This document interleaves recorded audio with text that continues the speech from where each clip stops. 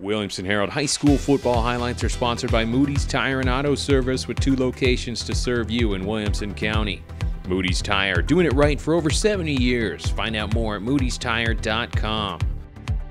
Well, hello everybody and welcome into this latest edition of the Williamson Herald High School Sports Extra, brought to you by Moody's Tire and Auto. I'm Joe Williams, the sports editor of the Williamson Herald newspaper, and with me, my partner, Maurice Patton, who is the executive editor of MoPattonSports.com and also the sports editor at the Columbia Daily Herald, and 6 or 7 other things that we can't talk about right now. I know. Now, let's try to be serious. Mo, between two of us, we've seen a lot of high school football in Middle Tennessee over the years. And, you know, it gets to be this time of the season. It's not supposed to be this warm. We're enjoying again. Well, true. But enjoying the warmth and the great weather at Independence High School, where we see the Eagles going through some work as they get ready for this week. And we'll talk about those folks here in a little bit. But it's getting to be the end of football season, and this may be the best time of the year. It is. It's a lot of fun. I mean, you see some folks sometimes take some losses that you don't expect them to take, and you know, but it's competitive, and this is when it starts to mean something, obviously. And you were talking about the Eagles, and I thought you were going to segue into another set of Eagles. But that's kind of what I planned. Okay, cool. Sorry, I blew your punchline, didn't I? Sure did. My bad. We're visiting with the Eagles of Independence, but there's another set of Eagles up on the other end of the county. Thank you so much. The Brentwood Academy Eagles, defending Division II. Group 2A, Class 2A state champions, and a chance to do it again. Mo, they'll be at home this week against a surprise, I think. They'll wind up playing Baylor, a team they beat in week 6 or 7, 35-0. Baylor went down to Memphis, faced an undefeated Memphis University school, and beat them 16-12 last week. It sounds like it was a heck of a ball game. And, you know, you just get those rematches in D2AA throughout the postseason, and like you said, you didn't really expect to see Baylor back here after that midseason slide that they had. They lost to Brentwood Academy, like you said, 35-0. They turned around and lost a couple more games like that, and so for them to be able to regroup, I think they're playing right now closer to what they had played prior to that Brentwood Academy game. I think they opened up 5-0. And then they lost 3 straight. Mm-hmm. Now they've won 3 straight since, I believe. So it'll be interesting to see exactly which Baylor team rolls up in here on Friday night. The Red Raiders will have to put up with or find a way to stop Jeremiah Oatsfall, a Mr. Football semifinalist. Didn't make the finals list today. Right. But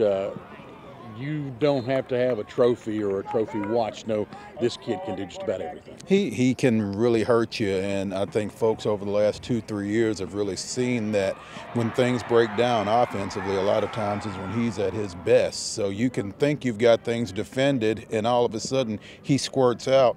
He can also make some plays in the passing game, obviously threw for 299 in last week's win. So this is a guy, he's kind of public enemy number 1 for Baylor defensively, I would think.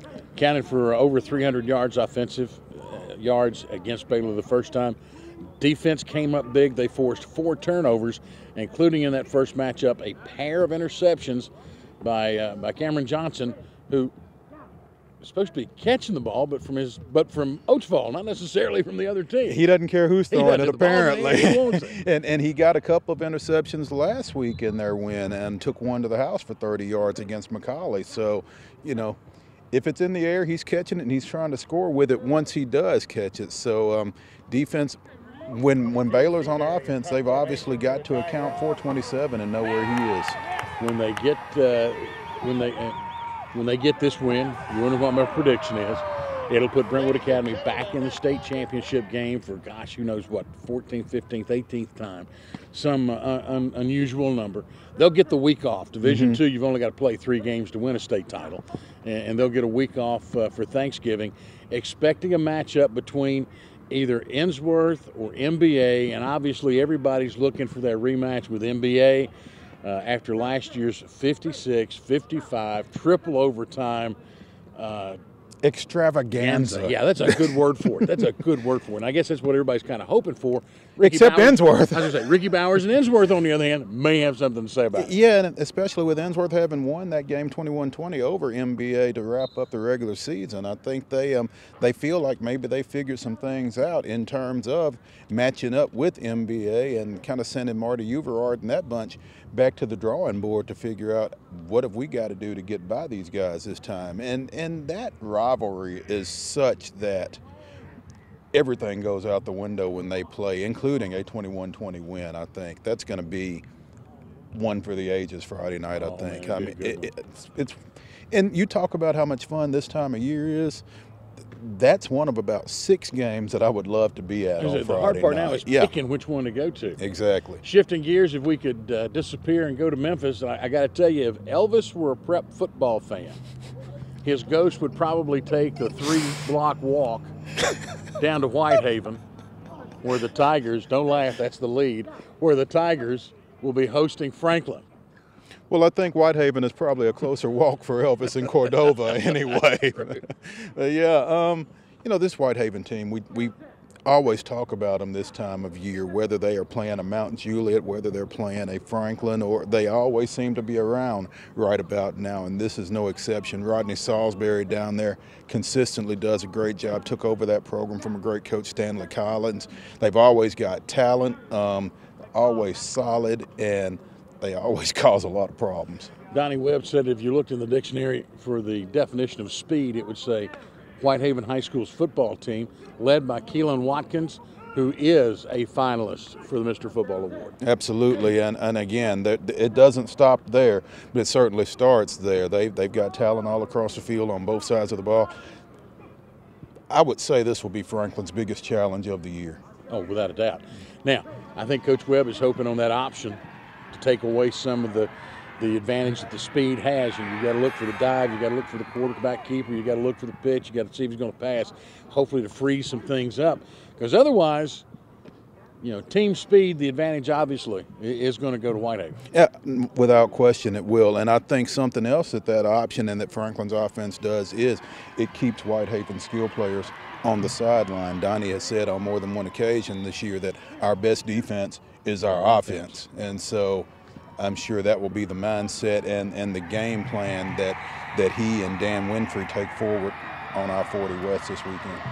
The Rebels looking to get some good news from Connor Paulk. Paulk injured last week, listed right now as questionable. That could change by Friday. He may or may not see action. And, you know, Paulk is a senior, plays on the line, plays a little linebacker, plays basketball. And one thing about it, he is definitely one of those guys you look at and go, physical.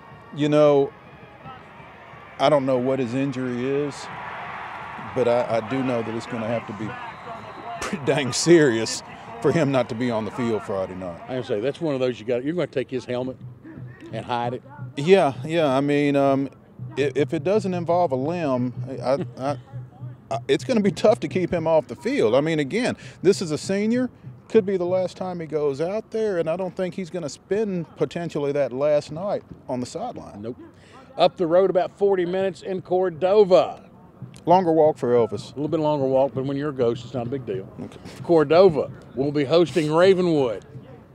The Raptors, 7-5. Speaking of coming back from the dead. Yeah, really. Speaking of ghosts. Yeah. 7-5. 5-5 at the end of the year, and I'm going to be the first one to be honest. I wrote them off as done on the first game. They're now 7-5. Got to go down to face an 11-1 Cordova squad. And I got news for you. I think they're still going to be playing next week. All right then. You taking that to Tunica with you? Yep, they have found a way to put things together. And you know, coaching staffs and coaches talk about peaking at the right time, and I don't think you can find a better time to peak than this. They certainly kind of fell into a little bit of a lull during the season, but they seem to be pulling the right strings and getting things done. And that win last week, 38-35 over at Mount Juliet. That's big. They were the last team to beat Mount Juliet during the regular season, beat them 12-7 in week 3. Mount Juliet hadn't lost since. And you know Trey Perry had those guys fired up and ready for Ravenwood coming in there for all the good it did. Again, in a 38-35 Ravenwood win. I mean, I can certainly see them going down there. They've got the mojo right now, and it's Carter Nelson, I think. I was going to say, the big thing that has changed is the move to play Carter Nelson both ways. We know he's a great linebacker. He was a good running back last year. They moved him over, started handing the ball, 4 touchdowns 2 weeks ago, had a couple more this week. I understand wanting to platoon. This time of year, you put your soldiers where you need them. You get your best players in position to make plays, and certainly that's what they've done, and it starts with Nelson. And when they can run the ball, then it opens up the passing game even more for McCain Marrow and those receivers, John Rawl and Nathan Freeman, to make plays on the outside. And when they can get balanced up like that, they can create some problems. Ask Mount Juliet.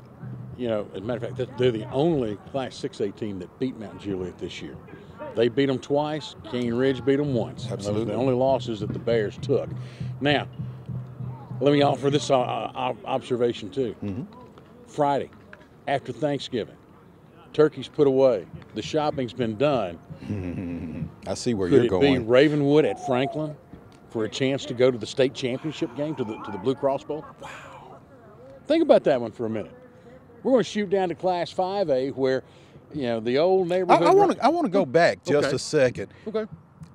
Where are they going to put everybody if that plays out? Hold that thought. Okay. Hold that thought, because it could get even better. Okay. Think about this one. Okay. You've got in 5A Brentwood going down to Centennial. The Cougars, 11-1 now. Mm-hmm. Brentwood started off slow, came roaring back. Everybody wrote them off when they went down to play 11-1 Memphis Central last week, and I told you then, they had one more game in them. Well, what happened? I didn't tell you then, but if you were looking at Mostradamus's pick 6 on MoPattonSports.com, You called it too. I did. So You, me, and Little Derby Jones are probably the only 3 in this entire area that pulled Brentwood as a favorite in that one, and they pulled it off. And you know, it's funny. I talked to Coach Ron Crawford today, and you know, what do you got to do? He says, we just got to keep from getting physically beat. So the last time they just beat us up physically, and we got to figure out if we're tougher than we were. The tough part, they've lost quarterback Carson Shacklett, collarbone, gone for the year. that seems to be catching these days. There's a few collarbones running around throughout the high school and the collegiate landscape, kind of laying some quarterbacks low, and that's really unfortunate because Carson had a heck of a season for them. First-year starter, really come on, really taking over that offense, becoming pretty much the showpiece of that offense as a dual-threat guy, and Crawford and that staff are really putting the ball in his hands and letting him do a lot, and he was getting it done. It's going to be interesting to see. I would assume it's going to be Caden Dreyer. The bright spot is you get Caden Dreyer, who has experience at quarterback. He and Carson kind of shared back and forth, and after Carson kind of solidified himself as a quarterback, they moved Caden to running back. And here's the thing, and Crawford was big on this today. Coach Crawford he says, look, don't think about Caden coming into this as you know, the boy, I'm going to be the quarterback and oh my. He loves to live in the minute. He thrives on being in the moment. And you know what? As he told me, and I've forgotten about his baseball experience, puts him in those moments. This is not He's a catcher. Rookie. Yeah, this is not a rookie walking into an issue. He's a catcher. He started at catcher for Bill Moore's bunch this spring. So again, it's not like this is his first time out there. It ain't his first barbecue. You know. Now, it's a big situation. State quarterfinals doesn't get much bigger, but I don't think the moment's going to be too big for this young man. Doesn't necessarily have the experience under center that Shacklett does, but again, I don't think this moment's going to be too big for him. Now, on the other side of the field, you've got Centennial. Took them so long to beat Brentwood the first time. They've now won 5 straight, trying to make it 6. Coach Kreisky, Matt Kreisky over there, going to tweak a couple of things. I know. How do you explain, and it's kind of amazing to me that, you know, after last year, after that great run, you know, well, everybody expected them to win 4 games. They're now 11-1, Maurice. He's done a great job. Those kids have done a great job saying that 2015 was 2015, and we're past that. I tell you one thing they're going to tweak Friday night. I almost guarantee it. Tavion Fleming's going to have his hands on the football. That kid is electric when he's got it. He's fun to watch, and I don't think he's touched it enough. And they haven't necessarily had to have him touch it. But I think in a game like this, with his open field ability and his ability to take it to the house anytime he touches it, I think he's going to be huge Friday night. Think about the number of backs that they have: the Zion Lees, Tavion, Wowo Wilson. Jerry L, but it's whoa if you've been around the Cowboys at all.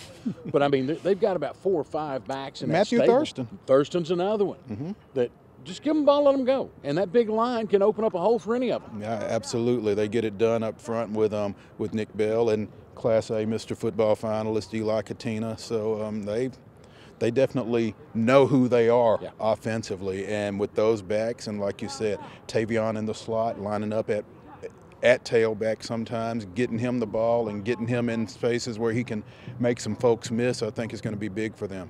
Now, one thing I got to tell you, this is the week of the annual holiday show at Centennial. This thing has just exploded over the years. It is one of the mainstays. It is the start of the Christmas show season. And it's Friday, Saturday, Sunday, right? Yeah, I know it's Saturday, Sunday. I know they'll be moving in on Friday if nothing else. You got to get there early if you want to get a parking spot. If not, check back. We're going to try to find out where overflow parking is going to be. But I guarantee you, I promise you, kickoff is at 7. If you're not there by 6 o'clock, you might just go ahead and figure out where overflow parking is going to be. And if you're not there by 7, you may miss something by 7:03. Yeah, you're exactly right. Same could be said, probably the biggest game of the year, maybe the second biggest game of the last 2 years, with only the championship game last year being bigger.